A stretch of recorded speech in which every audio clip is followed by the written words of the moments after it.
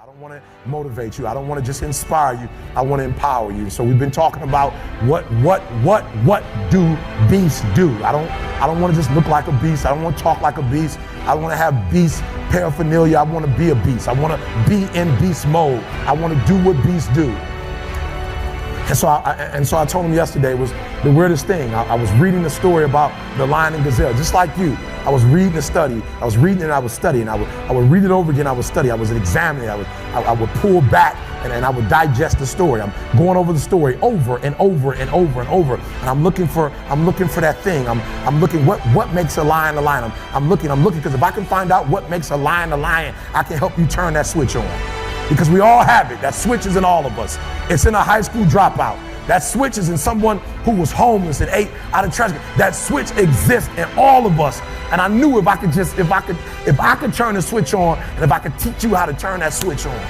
And so I'm reading the story and I'm asking myself, okay, Eric, what are the similarities? And the similarities are every single day in Africa. Woo, I love it. Every single day in Africa, I love it. It doesn't make a difference. It doesn't make a difference if you're a lion or a gazelle. When the sun comes up, I love it. If you're a gazelle, you wake up with this notion that I must outrun the lion if I'm going to survive. Listen to me. I don't know what your business is. I don't know what you're trying to do personally, but there's something you're going to have to outrun.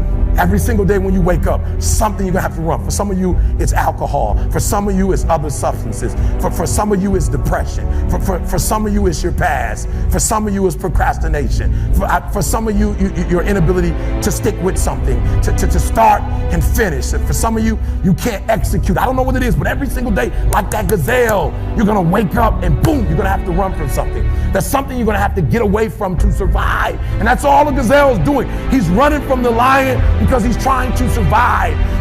But what's weird is that even though the lion is considered to be one of the most ferocious animals, one of the most dangerous animals, one of the kings of the kingdom, that when the sun comes up in Africa, that the lion has to do something too. Even though he's great, the gazelle's not going to come and just let him eat him up.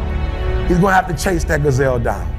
He's going to have to kill that gazelle. So when I read it, that's the similarity. That if it doesn't make a difference if you're a gazelle, it doesn't make a difference if you're a lion. If you're at the top of the game, you still got to work. If you're at the top of your game, you still have to grow. If you're at the top of your game, what I know about you, if you're at the top of your game, there's still room for improvement. You can still get bigger. You can still get better. You can still be bolder.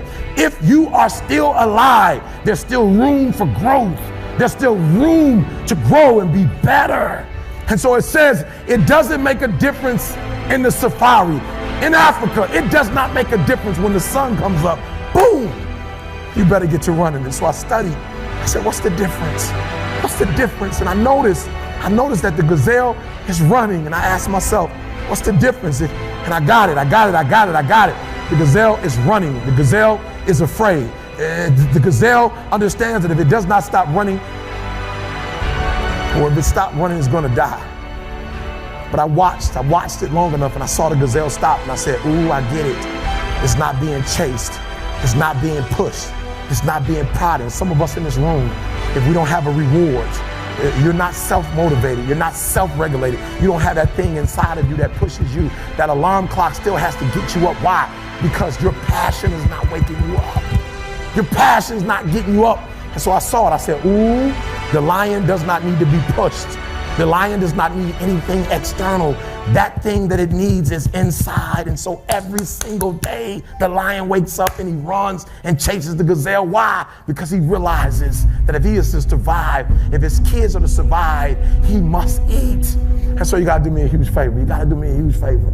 You got to get to the point where you don't need a car anymore. You don't need a house anymore. You don't need to be pushed by anybody anymore. Your dreams, your wife is going to push you. Your spouse is going to push you. Your child is going to push you. The need to get better is going to push you. Because you're closer than you're ever going to be, it's going to push you. You don't need anything to push you. Your goals are going to push you. Your dreams are going to push you.